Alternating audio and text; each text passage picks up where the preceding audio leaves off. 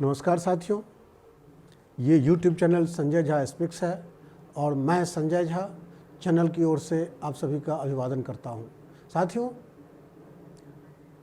19वीं सदी में जब यूरोपियन कंट्री के लोग,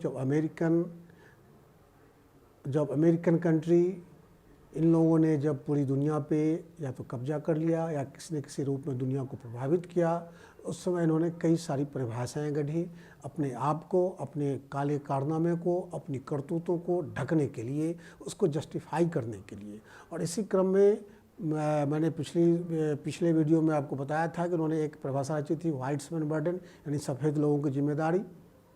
उन्होंने ये दिखाया कि कैसे, क्यों हमें भारत पे, क्यों हमें अफ्रीका पे, क्यों हमें चीन पे, क्यों हमें जापान पे, क्यों हमें इंडोनेशिया पे हमें शासन करना चाहिए। ये मैंने ऑलरेडी आपको बताया था पिछले वीडियो में। आज मैं बता रहा हूँ कि जब इन परिभाषाओं से काम नहीं चला, इन्होंने एक नई परिभाषा रची, उसका नाम रखा येलो पेरिल, यानी पीला आतंक, पीले लोगों का आतंक। दोस्तों, जैसा कि आप जानते होंगे कि मंगोलाइड रेस के जो लोग होते हैं उनका कलर थोड़ा सा, वो लोग भी श्वेत ही होते हैं, गोरे ही होते हैं, लेकिन थोड़ा सा येलोइश कलर का होता है। वो जलवायु का और वहाँ के एटमॉस्फेयर का प्रभाव होता है। जैसे हम लोग थोड़ा सा डार्क होते हैं, मैक्सिमम आबादी, अफ्रीका के लोग जैसे ब्लैक होते हैं, तो ऐसे उनकी थोड़ा सा वो येलो होते हैं। तो दोस्तों, पहले तो ब्रिटेन और अमेरिका ने मिलकर जापान और चीन को कब्जाना चाहा, लेकिन ये लोग काबू में नहीं आए, बल्कि उल्टे इन्होंने यूरोप और अमेरिका को उनकी आंख में आंख डालकर इन्होंने बात की।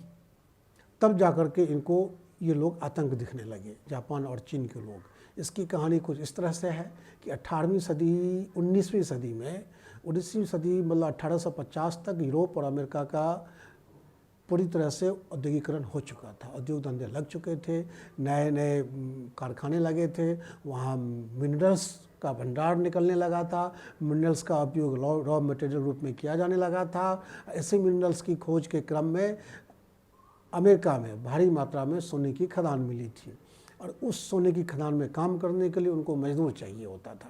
तो ये मजदूर कहाँ से आए? उधर उसी दौरान क्या हुआ था कि अफीम युद्ध के कारण चीन में खेत बंजर होने लगे थे, किसान कर्जदार होने के कारण किसानों ने खेती छोड़ दी थी और मजदूरी करने लगे थे। उधर अमेरिका में जब सोने की खदान थी और जब उनके अपने उद्योगों के लिए मजदूर चाहिए था, इधर चीन के जो किसान थे वो मजदूरी करने लगे थे। तो चीन के किसानों का भारी संख्या में पलायन हुआ अमेरिका की ओर। अमेरिका में उनका इस्तेमाल किया गया, उनके लिए रेड कारपेट बिछाया गया, क्योंकि उनको ज़रूरत थी ऐसे लोगों की। लेकिन दोस्तों, 1850 के आसपास भारी संख्या में चीनी लोग अमेरिका चले गए, वहाँ काम करने लगे। अब उनके काम करने की शर्तें बहुत ही मामूली होती थी। वो कम कीमत में ही, कम मेहनताना में भी, कम पारिश्रमिक में भी, वेतन में भी वो काम करने लगते थे। तो दोस्तों, क्या हुआ कि देखते ही देखते अमेरिका के सभी खदानों में, अमेरिका के सभी उद्योगों में चीन के लोगों का वर्चस्व हो गया, वो लोग काम करने लगे। तो उससे क्या हुआ, वहाँ के जो लोकल, वहाँ के श्वेत लोग थे, जो निकम्मे थे, निठल्ले थे, जिनको चाहिए था बिना काम किए पैसा चाहिए था, जो मेहनत बिल्कुल नहीं करना चाहते थे, उन लोगों को लगा कि ये अगर चीनी यहाँ नहीं आए होते तो ये पूरा मेरा ही था, ये नौकरी, ये जो संसाधन है हमारे थे। तो उन्होंने वहाँ से चीनियों को भगाने का काम शुरू कर दिया, चीनियों से लड़ने लगे, द्वेष रखने लगे और वहाँ के शासन पे दबाव डाला। ये 1860 और 62 तक स्थिति बन गई थी कि वहाँ खदान कम होने लगे, उद्योग में सैचुरेशन की स्थिति आ गई, अमेरिका की आबादी बढ़ने लगी, बढ़ती आबादी को नौकरी चाहिए थी जो वहाँ पर में अब नहीं मिल रही थी, क्योंकि चीन से जो लोग आ रहे थे वो नौकरी में घुस जा रहे थे, क्योंकि उनको बहुत ज़्यादा वेतन नहीं चाहिए होता था। तो ये कम कीमत के कारण उनको नौकरी मिल जाती थी। जो कंडीशन आज हिंदुस्तान में कई राज्यों के लोगों के साथ है, वही कंडीशन वहाँ चीनियों को हुआ। तो उस क्रम में वहाँ जो लोकल लोग थे वो चीनियों से द्वेष मानने लगे, लड़ने लगे, झगड़ने लगे। उन्होंने सरकार पर दबाव बनाया कि आप चीनियों को भगाओ।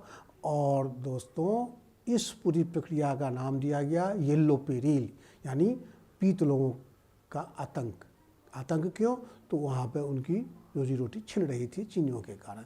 तो अंत में वहाँ के लोगों के दबाव में, स्थानीय लोगों के दबाव में 1892 में कैलिफोर्निया राज्य ने एक कानून बनाया जिसको चाइनीज एक्सक्लूजन पॉलिसी कहा गया, यानी चीन को बाहर करो की नीति। 1882 में यह कानून बना। इस कानून के माध्यम से अमेरिका में चीनियों का प्रवेश रोका गया और फिर वहाँ की नौकरी में उनकी संख्या कम होने लगी। दोस्तों, चूँकि चीन के लोग जीवट होते थे, इसलिए उन्होंने जो अमेरिका चले गए थे, जो बस किए थे, उन्होंने वहाँ अपना कारोबार, अपना व्यापार, अपनी इंडस्ट्री शुरू कर दी, अपनी टाउनशिप डेवलप कर ली नॉर्थ अमेरिका में और साउथ अमेरिका में। और इस तरह से फिर भी उन लोगों का जो वहाँ पे वर्चस्व था वो होता गया और बाद में बहुत सारे इसको लेकर कानून बने और इस प्रक्रिया को रोका गया। तो दोस्तों, ये प्रक्रिया, ये येलो पेरिल एक तरफ चीन के साथ था और येलो पेरिल का ही एक दूसरी कहानी जापान से रिलेटेड है। दोस्तों, जिस समय चीन रोजी रोटी के लिए जब अमेरिका की ओर जा रहे थे, उस समय जापान एशिया का सबसे महत्वपूर्ण देश हो चुका था और ख़ास करके 18वीं सदी के लास्ट में जापान जो है बहुत प्रभुत्वशाली राष्ट्र हो चुका था और 1905 में उसने क्या किया, तो रूस जैसी बड़ी शक्ति को, इतने बड़े विशाल देश को बुरी तरह से पराजित किया। 1905 के रूस जापान युद्ध में जापान की विजय हुई और इस विजय ने ये मिथक तोड़ दिया, पहली बार ये मिथक तोड़ा कि यूरोप के लोग जो हैं अविजित हैं, इनको जीता नहीं जा सकता। और जब जापान ने उनको नेस्तनाबूद कर दिया रूस को और उसको जीत लिया, उससे मंचूरिया छीन लिया, उससे उत्तर कोरिया, दक्षिण कोरिया छीन लिया, उससे रूस दरअसल चीन को कब्जा करके अपना प्रभुत्व स्थापित करके रूस चाह रहा था कि ऐसा बंदरगाह उसको मिले जो 12 साल जो है साल के 12 महीने जो है वो खुली रहे, वहाँ आवागमन होता रहे।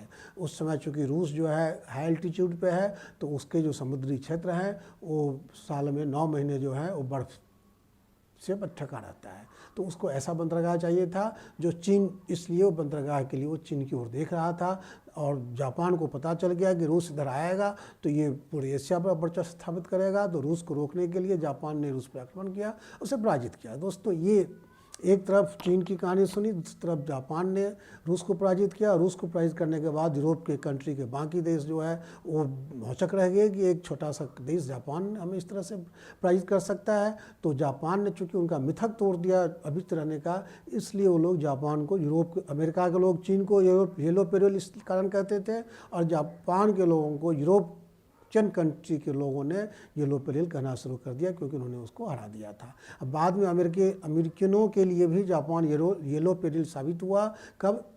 1941 में, जब उन्होंने पर्ल हार्बर पे जापान ने आक्रमण किया, तब जापान को संज्ञान दिया गया येलो पेरिल का। तो दोस्तों, ये यूरोपियन कंट्री में और अमेरिकन कॉन्टिनेंट में येलो पेरिल आज भी है। हालांकि आज हम चीन से इत्तेफाक नहीं रखते हैं, उनकी नीतियों से इत्तेफाक नहीं रखते हैं। आज हम, यानी हमारा देश भारत, आज कई मामलों में चीन से अलग खड़ा है और चीन ने हमारे साथ कई बार धोखा किया है, तो हम उससे इत्तेफाक नहीं रखते हैं।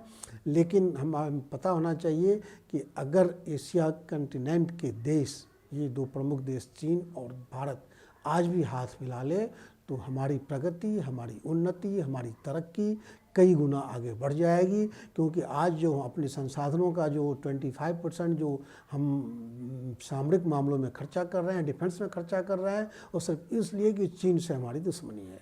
अगर चीन भी इस बात को समझ ले तो और भारत से दोस्ती कर ले, भारत के साथ जो साजिशें रच रहा है वो ख़त्म कर दे, तो हमारी उन्नति, हमारी तरक्की कई गुना बढ़ जाएगी। और जापान अगर हमारे साथ मिल जाए तो फिर तो कुछ कहना ही नहीं। दोस्तों, ये था येलो पेरिल, जो जो सो कॉल्ड विकसित देशों द्वारा, यानी यूरोपियन कंट्री द्वारा ये थ्योरी रची गई थी, जो आज भी प्रासंगिक है। क्योंकि आज भी दुनिया के देश अगर एशिया के किसी देश से डरते हैं तो वो चीन है और वो जापान है। दोस्तों, मैं इस वीडियो को यही खत्म करता हूँ। अगले एपिसोड में मैं फिर एक नई इतिहास के नई विषय वस्तु के साथ आपके सामने हाजिर रहूँगा। अब तक के लिए आप हमें इजाज़त दीजिए। अगर ये कंटेंट अच्छा लगा हो तो इसे सब्सक्राइब कीजिए, लाइक कीजिए और शेयर कीजिए। धन्यवाद।